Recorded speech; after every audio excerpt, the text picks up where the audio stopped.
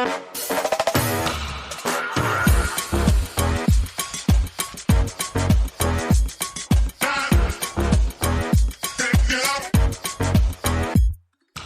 to Out of the Box with Christine, the podcast for conscious entrepreneurs. Are you willing to step into your greatness?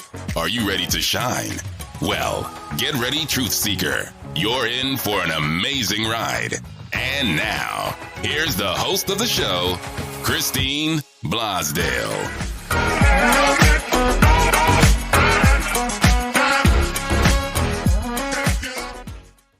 Welcome back to Out of the Box with Christine. I am your host, motivational media coach, Christine Blasdale, and I want you to buckle up, buttercups, because today we have a fantastic show. I think you're going to be motivated and inspired to take on life a little bit differently after you hear today's episode.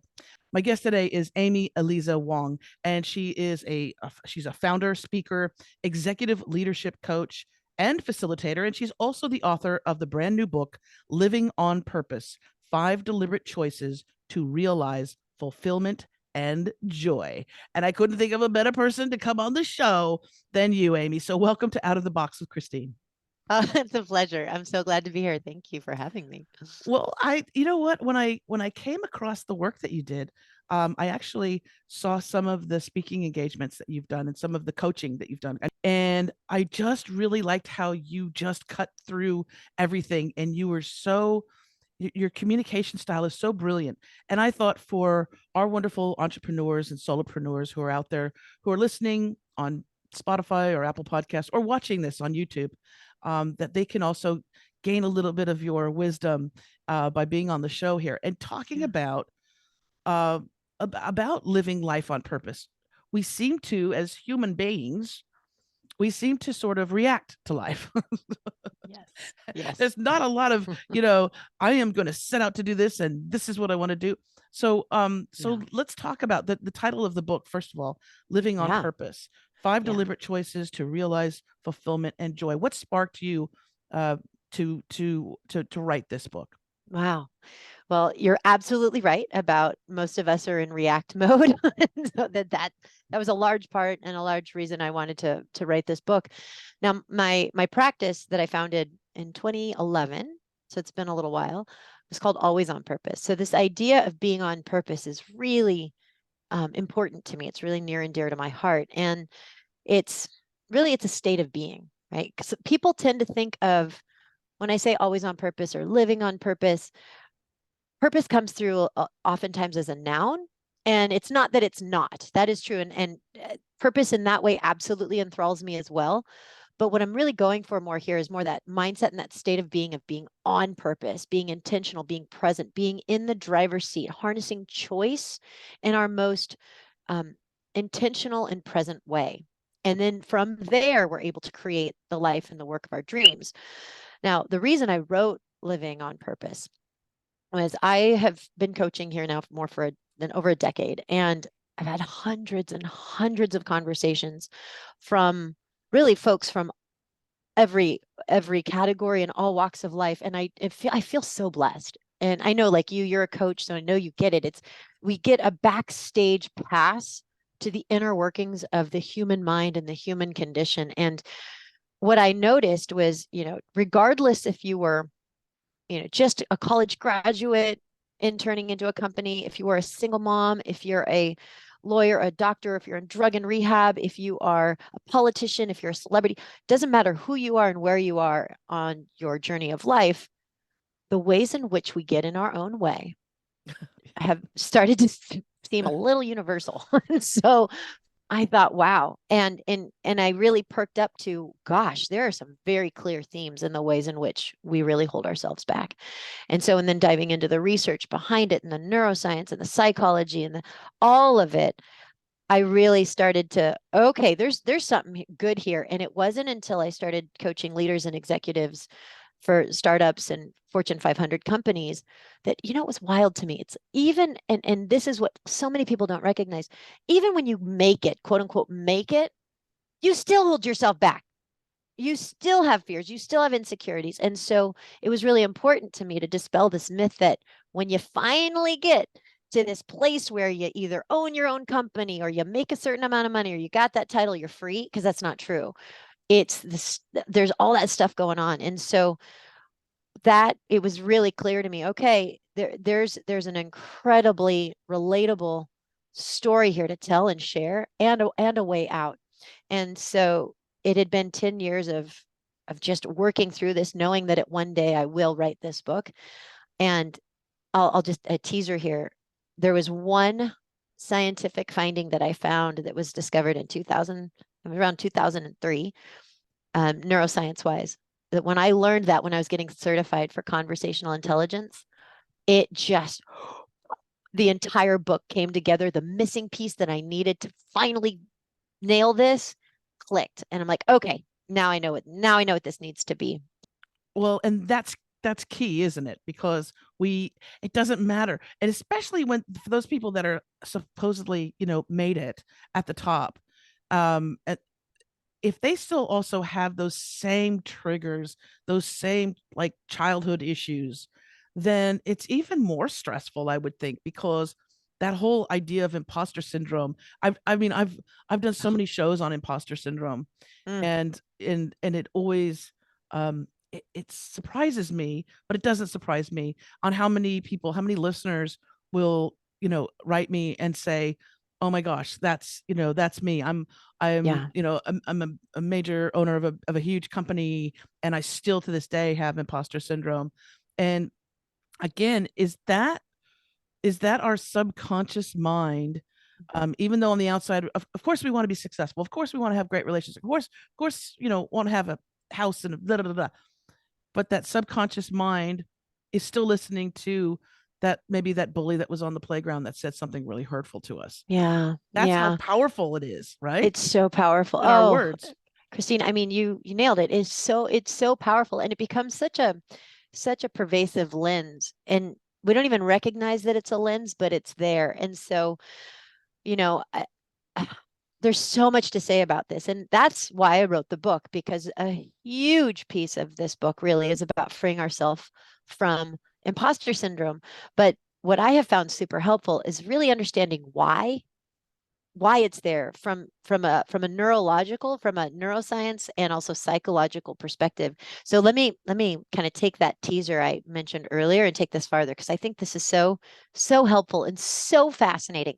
And I don't know why we're not teaching this in schools, because when I share what I'm about to share, it's like my entire life makes sense. Why aren't we sharing this? So check this out.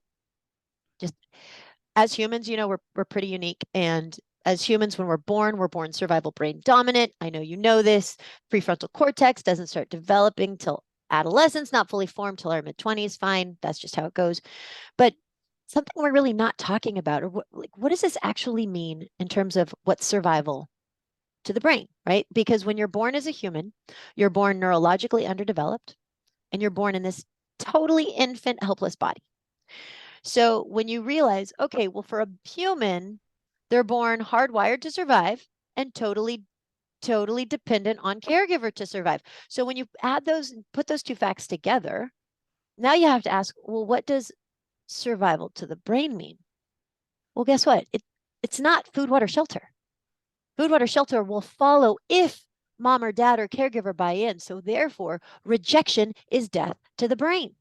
Yeah. And we talk about how rejection sucks. We talk about how we don't like it, but we're not really talking about what it really, really means from a neurobiological standpoint. So there's a wiring in us that's avoiding rejection like we avoid the plague. And in fact, rejection registers as physical pain in the brain. It registers in what's called the pain matrix. And that's why we talk about it in the way that we do. Like when we didn't get the job, oh God, I'm crushed, it hurts. Or remember your first heartbreak in college? And you're like, oh my God, I'm going to die. I feel like I'm dying. Well, guess what? Your brain thought you were dying. It's rejection. And those feelings are painful. And so because our brain can't differentiate between tiger jumping out of a bush and colleague throwing you under the bus in a meeting, to the brain, it's the same. And so this is such an important piece to bring into the bigger picture of imposter syndrome, because at the end of the day, all of us, conscious or not, survival mechanisms or not, we're hardwired to seek belonging, acceptance, and approval, and avoid rejection. And what's rejection? Judgment, humiliation, right? All of those things. And this is why people are scared to speak in front of other people. This is why we're so afraid of negative judgment or criticism, right? And we think, oh gosh, I'm being so unreasonable and so illogical. It's like, no, this is what all of us humans are dealing with. And so if we really want to understand what the heck's going on with imposter syndrome and how to get over it, it's fundamental to understand that it is completely powered by this fear of rejection, because it's that fear of rejection. This is exactly why and when and where we form our false limiting beliefs, right? Mm. Because it's those experiences of significant rejection or not belonging, those very momentous ones that we will imprint. Oh my gosh, I got to make sense. What? And we have experiences that keep confirming that, or we Yes. seek those things that confirm that, because the ego also wants to be correct all the time. 100%. That's right. You see, you are a loser. Yeah. Yes, exactly. Yeah. Exactly. And so I have found for a lot of clients and a lot of folks, just bringing this piece, this variable into the equation, it really is illuminating. Oh, that's why I decided I wasn't good enough. I took this decision on because that was my first perceived significant experience of rejection. Okay. Yeah, but it's not true that I'm not good enough. Okay. Okay. Wait, Yeah. but yeah, so it's a lot to say. And that is a great starting point, because if not, you're like a dog chasing its own tail, trying to figure it out. Or and we tend to, like, well, I got to work harder, or I've got to take some course, or there's that thing of self-help, the shelf help. Yeah. Because, and I was guilty of that too, and I was just getting, and not the books that are on your shelf are shelf help, like, but I'm just saying is that we've all gone through that sort of the time. I think it was, for me, it was like maybe in my 30s, where I was seeking the answer. And what you say is so true, that need to fit in, that need to be wanted and to be a part of something, is so critical. I also think that from our days on your from our days of being in caves, and it was probably quite a, we didn't have all the Netflix and chill and all that stuff. We were we were running away from things that would eat us, and we had to depend on the tribe, right? We had to depend on the clan that was in this cave. That's right. For everything. And if you think about how our brains became hardwired, and as we evolved, we're building nuclear bombs. I don't know how much we've evolved, but how we've evolved, quote unquote. Yeah. That's still there. So if you're at school and you go to the lunch table and nobody wants to sit with you, you feel like you're going to get eaten by a saber-toothed tiger, or a dinosaur is going to just chomp your head off. And it's real. It feels real. And it's a physical connection. It's not just what's going on in the mind. It's actual physical. Yes. And that's the power that we have. So how do we help that little baby who now is 50-year-old, right? Yeah. How do we help that person who is no longer in the cave or has to worry about that necessarily? But every single time they go out in life, the stress that they're under. I mean, there's millions of people that are walking around absolutely paranoid and frightened of how they may look or how they might be perceived. What are some things that you do with your clients to help them get through some of that? Well, gosh, I know. I'm like, this is such a big question. Yeah. Well, I think self-discovery is one of the self-inquiry, self-discovery, self-reflection is truly one of the most fundamental and powerful things that we can start to do to begin a path of transformation. And I say it's a path because there's really no end point. We're going to continue to unfold and evolve and to learn and to grow. And if we really want to take this head on, it's first recognizing, I may have some wonky beliefs running on in the background. And how would I know? Well, because of the anxiety I feel on a regular basis, because of the paranoia I feel, because of the sleepless nights, because of the, my workaholism, because of, I mean, all of the unpleasant habits that we have taken on to numb, sedate, or control our reality, chances are it's due to the pain inside that we are sustaining due to false limiting beliefs that we have imprinted in order to make sense of our reality. Because this stuff starts young. Here we are, we're young. We don't even have a prefrontal cortex. Stuff happens. Now, for a lot of us, it's benign and trivial. But to a child brain who can't differentiate fact from fiction or understand sarcasm or irony or understand the complexities of adult life, we will take that event and our brain literally translates that as, oh my gosh, I'm gonna die. I'm not being included. I'm gonna die. Mom's not choosing me right now. She just dropped me off at daycare. I'm gonna die. And then unfortunately there are those very unfortunate cases where it is malicious and it's not benign. However, in all of the times that we experience that pain of disconnection, what happens is then in our childhood, you in that mindset, we have to make sense of the pain so we can survive it. And the brain says, well, and I've got to make sense of it because I got to protect you from this forevermore because this is so painful. And oh my gosh, you were rejected here. This could happen again. And it really could be a big consequence. So I got to make sure this never happens again. So got to protect you. Okay. How do I protect you? Okay. Well, can't be mom's fault. Can't be caregiver's fault because if it's your caregiver's fault, you're hosed. So it can never be their fault. So that's not going to work. So can't be their fault. Must be your fault. Oh, you must be not good enough. Oh, so boom, we imprint a false negative belief in order to make sense of this. And it's like taking on a pair of glasses. These are my not good enough glasses that I now look through out to the world so that I can protect myself from being found out as not good enough. Because if I get found out as not good enough, I'm going to get rejected and I'm going to die. So this is our way of protecting ourselves. But the challenge with this and the tragedy is the moment you put those glasses on to stay safe, now everything around you becomes proof for or against the fact that you're good enough. And so then you enter onto this hamster wheel and I call it the unwinnable quest in this conditional roller coaster where you're looking for all the proof. I got to go for this. I'm going to avoid that. I'm going to try for this. And that's where we start to get that thinking of, well, if I can finally just get this final piece of proof, I'll be free. But it's in the needing of proof that we're constantly validating that it's there. So there's so much to say about this, but the last I'll say, just to make this really live and helpful for folks, is to get in touch with what that primary fundamental lens is that these glasses that you're wearing, that you might not even realize you're wearing, is to answer this question from your survival brain. And you got to be really honest with yourself. So I'm going to ask this question and you got to let it come from your survival brain. Don't let your brilliant logical mind talk you out of it. Just listen for the survival answer. And the question is this: what are you most afraid other people would either find out or decide about you?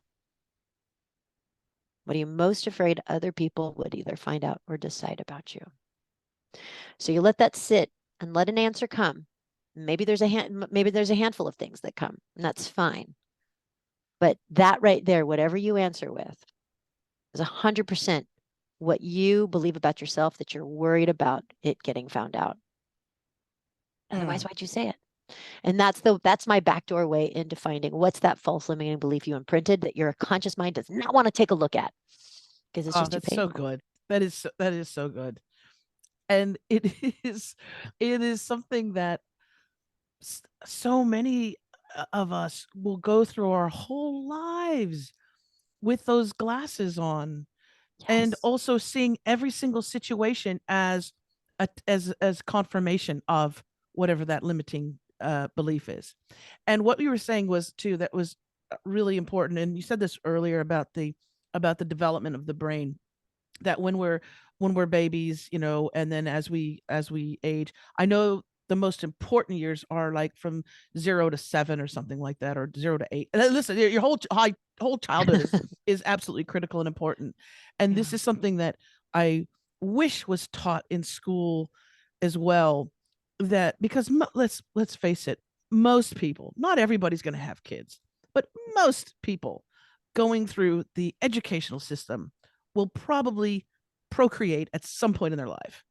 And this is something that instead of, maybe some of these courses that they teach, first of all, let's teach them kindness. Let's teach them respect for themselves and others, because that ain't being taught.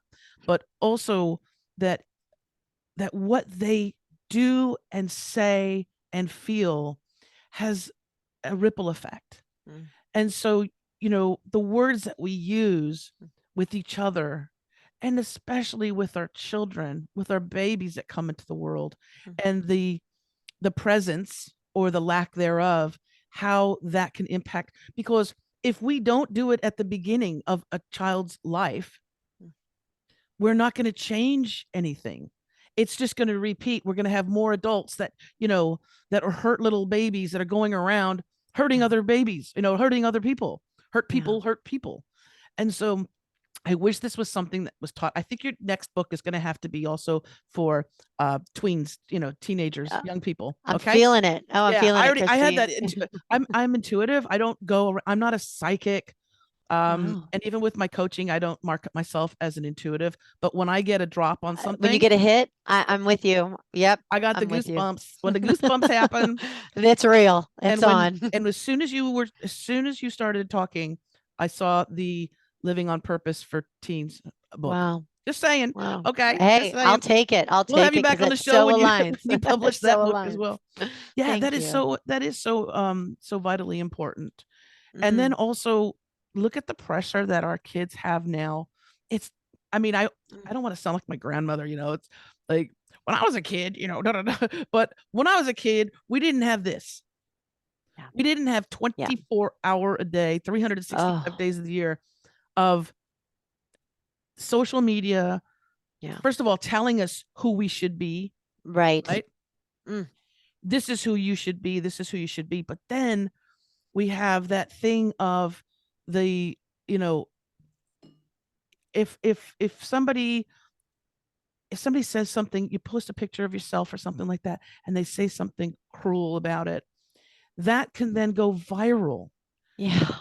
And we didn't have that back in my day. No. You had to worry about the school bully between 8 and 3 o'clock. That was it. And that was it. And that was it. I hope you got home okay. But then after that, you were safe. Yeah. And so that's right. So for our kids today, we really need to help them out. And I, again, still think we should start earlier. Oh, it makes my nose tingle as you talk about this. It's something I am so passionate about, and it's so important. It's so important. We could take this in the direction of social media. We could take this in the direction of childhood development. I mean, everything that you're talking about here is gold. And in what I think about is, what kind of consciousness do we need to maintain and teach and hold for our youth, for ourselves and our youth, to really usher us into a healthy humanity.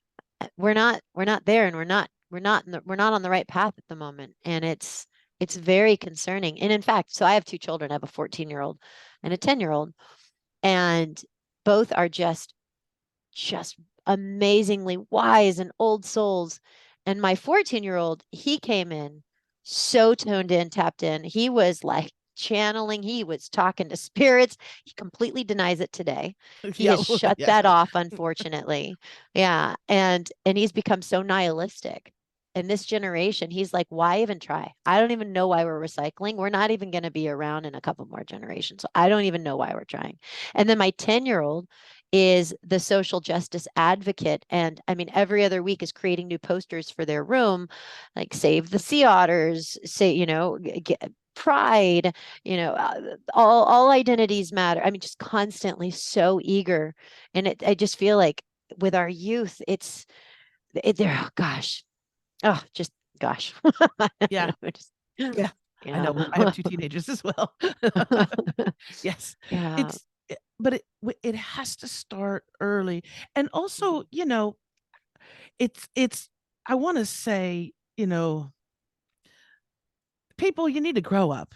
And I'm not talking about people like carrying on the pain and the trauma and things like that. I'm talking about those people who do have children and who don't think before they speak, or who say horrific things. Listen, Mm, if you split up, that's life. I'm a child of divorce. My parents got divorced when I was 2.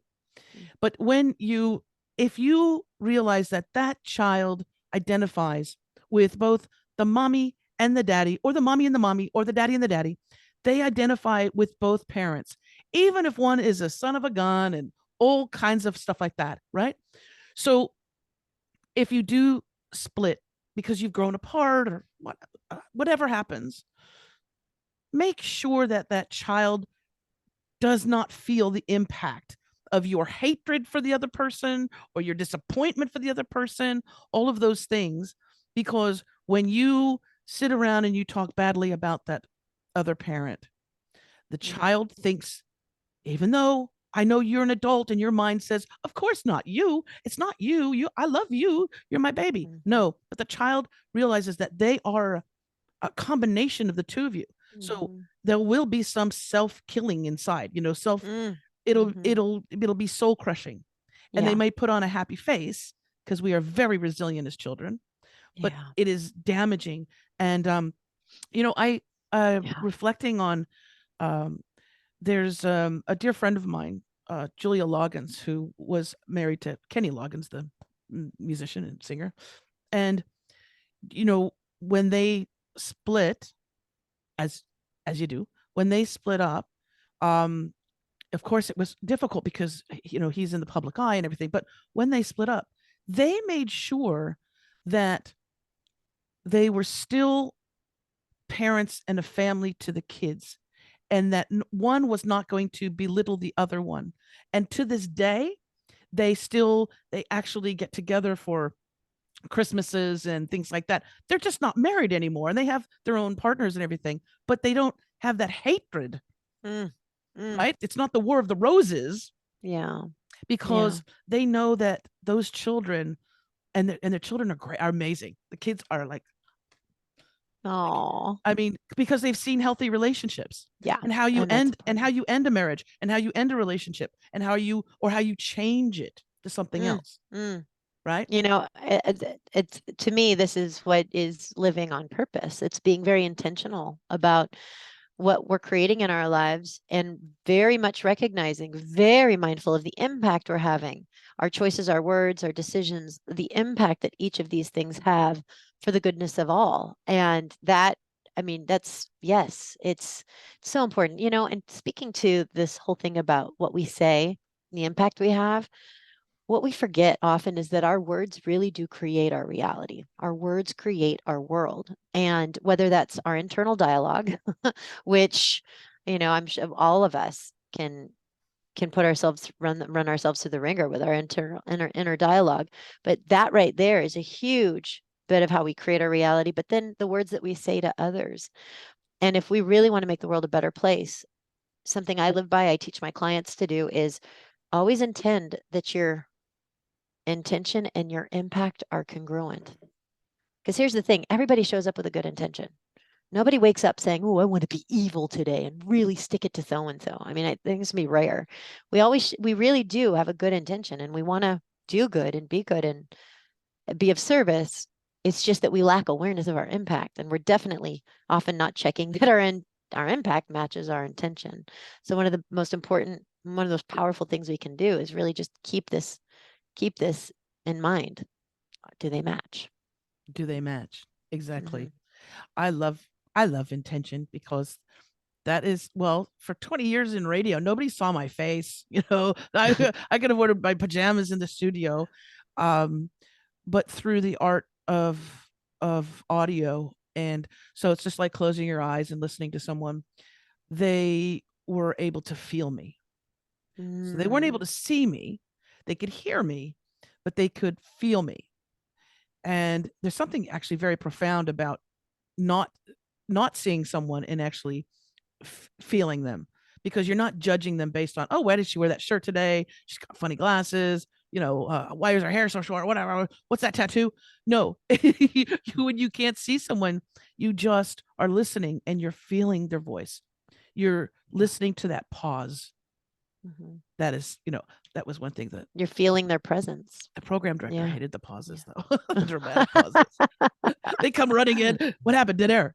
No. Oh, Christine's just having a moment. Okay, that's all right. It doesn't happen that often, but yes, it's the intention.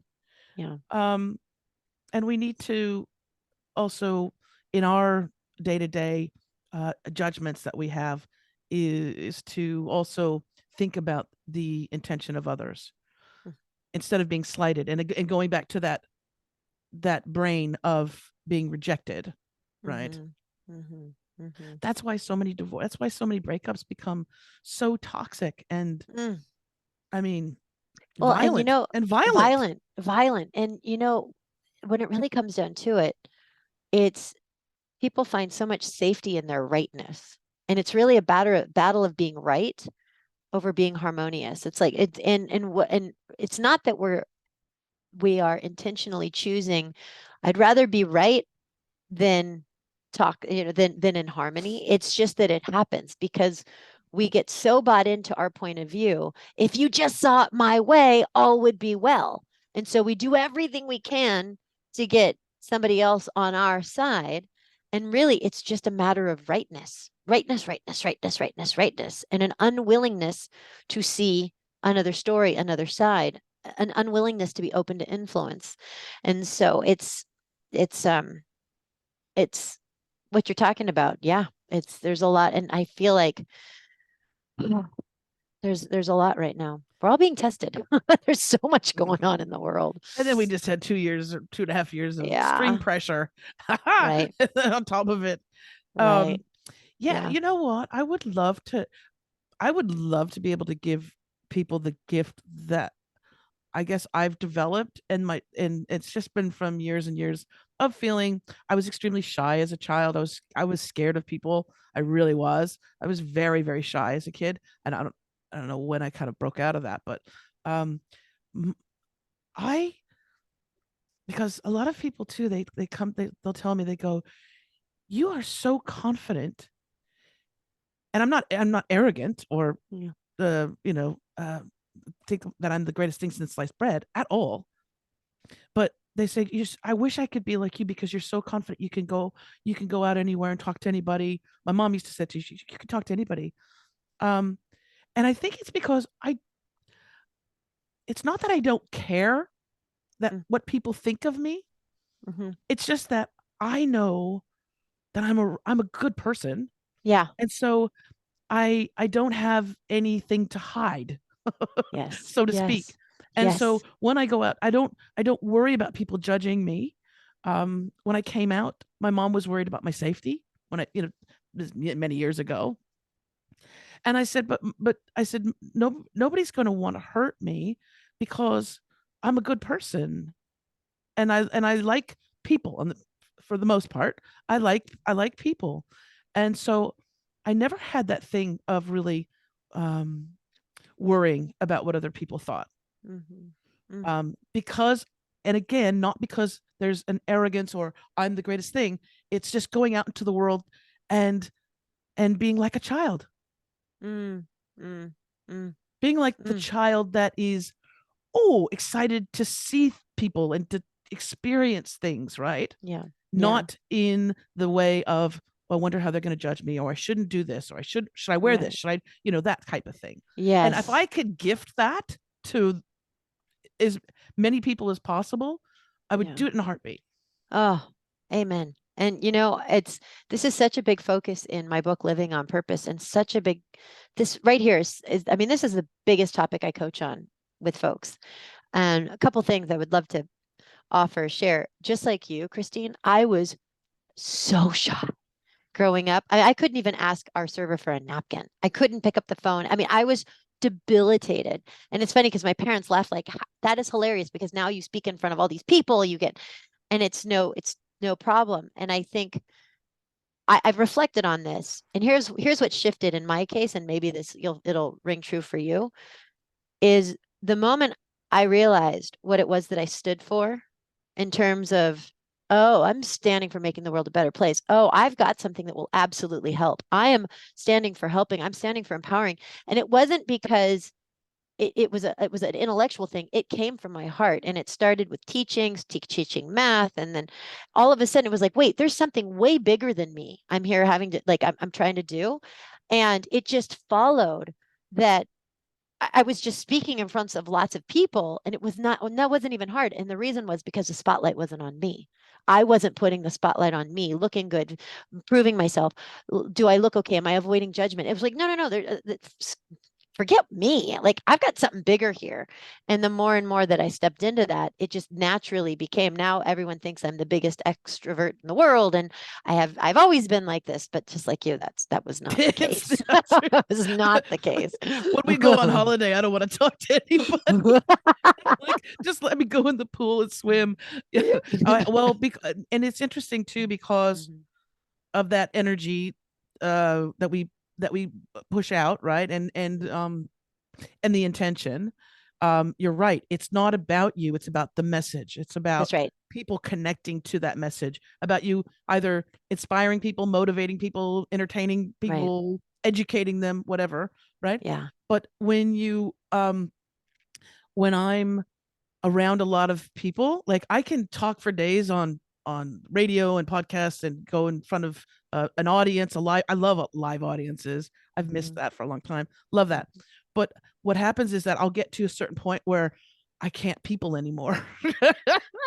And I go, I just need to recharge my batteries. Yeah. Yeah. Right. Yeah. And Yeah. not have to even communicate, because you're always communicating, not just when you're opening your mouth and the words are coming out, but you're communicating all the time with your thoughts, with your heart, all of that. And Yeah. let's talk about, because I know we got to wrap up soon, but let's talk a little bit more about the words that we use, the things that we say Yeah. to ourselves, and the things that we say out into the world, because there's a reason why it's called spelling, right? Because the connection of letters and the words, Yeah. just in that order, Yeah. have a power, and there is an energy. Yeah. And that's why they say abracadabra or whatever they say, right? But the power of prayer, the power of the things that we say to ourselves and to others. Let's talk about those, about the words that we use, and how powerful they are. Oh, what a great, yes, what a great conversation. You know what I'll do? And I'm going to connect it to something you were talking about, confidence, and something you said, which was so powerful, which was, well, I know I'm a good person. Now, what I want to pull out here relative to what we're talking about, the words that we use to create our world, is the word no. I know I'm a good person. Now, why am I focusing on no? Well, there's something so powerful with this word. When we choose to know something, we are claiming this, usually irregardless of the evidence, which essentially means I'm choosing this regardless of the conditions around me that might tell me otherwise, which is in direct opposition with the word believe. Because if I say, I believe I'm a good person, I need proof to validate that I'm a good person. And so if I need proof to validate that I'm a good person, well, guess what? I got those glasses on. Now, guess what? Everything looks like evidence. So everything's either threatening or validating. And that is not freedom. That is not freedom. And that is not confidence. So if we genuinely want to live into a confident mindset, if we want to be confident authentically from the inside out, we have to claim, we have to choose to know that we are whole and complete, worthy, deserving, and enough. We can even go so far as to say, I know I'm a good person. But whatever we follow up with, I know this, we are free ourselves from needing to prove it. And therefore, we are naturally confident, because it's the need to prove, and therefore the need to disprove, to uphold a belief in and of itself, is what keeps us from being confident. So that right there is the power of words. Just noticing how often and what you choose to know, what you choose to believe, and what you claim to know. And guess what? And here's the best part about knowing. You just choose it, because that's the whole thing about knowing. I know this. I know this. I know I'm whole. I know I'm complete. And the moment you choose to know that, it's a game changer.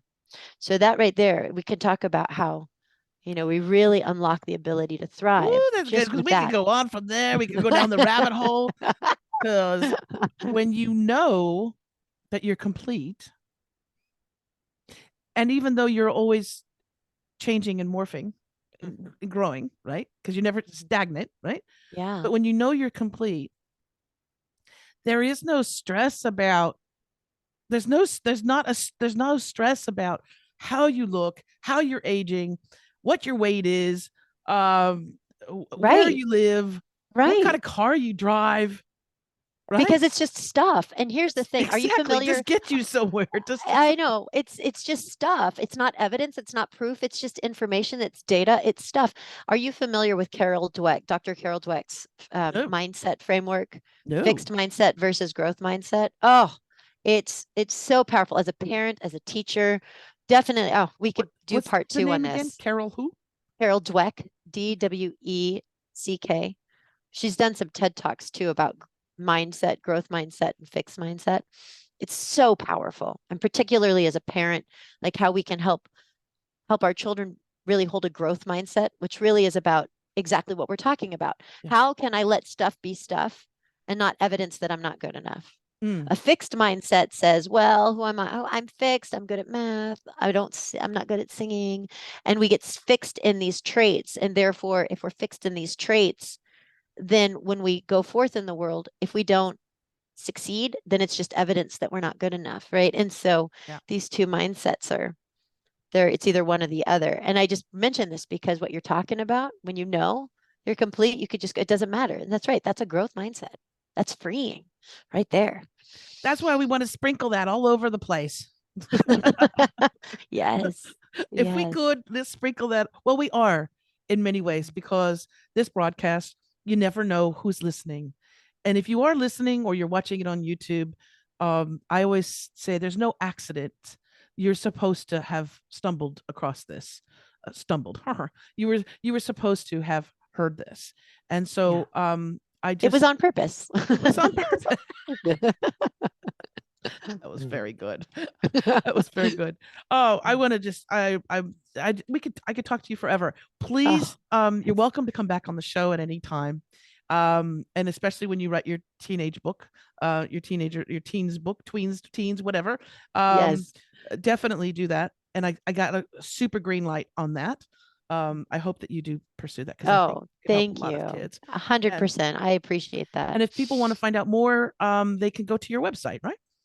That's right. Alwaysonpurpose.com. Alwaysonpurpose.com. We'll have a link in the show notes, and we'll also have a link in the show notes for people to get the book, Living on Purpose. Right. And I understand it's available as a audiobook and ebook, audiobook, hardcover. Yeah, and I got to narrate the book, which was super fun. So thank you. I'm so glad, because anyway, thank you again so much. It's been a pleasure. Thank you for having me. My guest today has been Amy Eliza Wong. You can find out more information by going to her website, alwaysonpurpose.com. Get the book, Living on Purpose. And if you want more information about this show, you can go to outoftheboxwithchristine.com. You want more? It's been an interesting morning. For more information on me, you can go to christineblasdale.com. And remember to share this the video if you're watching it on YouTube, or share the audio link if you're on Apple or Spotify. Until next time, as I always say, remember to think outside that damn box. Bye for now.